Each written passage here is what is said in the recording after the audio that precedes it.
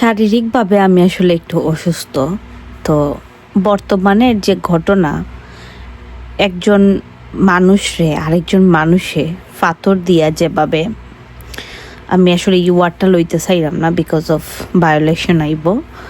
তো যাই হোক, একটা মানুষ হইয়া আরেকটা মানুষকে কিভাবে এভাবে মারতে পারে, আমার আসলে এটা কল্পনার বাইরে। মানুষ কোন জায়গাতে গেছে, দল টল রাজনীতি আসলে এটা আমি বুঝি না, বা আমি এটা বিষয়ে কথা হইতে চাইও না।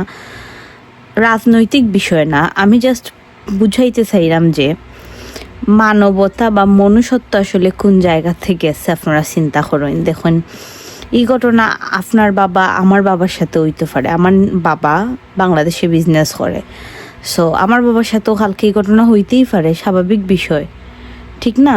একটা মানুষ আগাইয়া আইলো না এই মানুষটারে হেল্প করাত, বা বিদেশে আসলে কোনো ঘটনা ঘটলে আপনি পুলিশে কল করলে তারা কুইক আইব, লাইক 3-4 মিনিটের ভিতরে আইব।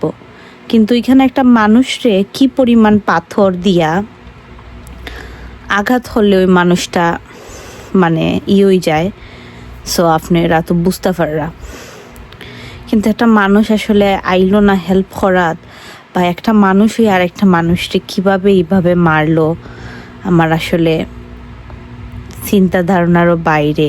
আমি শারীরিকভাবে অসুস্থ এখন। আসলে এই ঘটনাটা দেখা আমি মানে মানসিকভাবেও আমি অসুস্থ হয়ে গেছি। বিকজ আমার বাবাও তো বাংলাদেশে বিজনেস করে, আমরারও বিজনেস আছে দীর্ঘদিনের। সো আসলে আমার বাবার সাথে ওই ঘটনা হইতেই পারে, স্বাভাবিক বিষয়, তাই না? জানি না আসলে একটা মানুষই আর একটা মানুষকে কীভাবে এইভাবে মানে মারতে পারে, এটা আমার কল্পনার বাইরে। জাস্ট এটাই চাইমু দেশবাসী বা আমরা যে বাংলাদেশের আইন শৃঙ্খলা বাহিনী, বিচার বিভাগ সবার কাছে, যে যারা মারছে তারা যেন প্লিজ উচিত একটা শিক্ষা হয়, একটা বিচার হয়, সুষ্ঠু নিরপেক্ষ একটা বিচার চাইমু, আর কিচ্ছু চাইতাম না। আর প্লিজ আমার ব্যাকগ্রাউন্ড ইগনোর করবা, আমার ফেস হচ্ছে একদম ঠিক নাই, বিকজ আমি আসলে অনেক অসুস্থ। তার বাদেও মানে এই জিনিসটা দেখি আমি মানসিকভাবে খুব বেশি মানে ভয় পেয়ে গেছি, এরকম একটা অবস্থা। কারণ মানে যা হইতেছে এগুলো আসলে মাইনা নেওয়ার জিনিস না। একটা মানুষই আর একটা মানুষকে এইভাবে, এটা মানুষের মতো কাজই ওই মানুষটাই করছে না, এটা আসলে কি তা হইতাম অমানুষের কাজ করে লইছে, আর কিচ্ছুই না।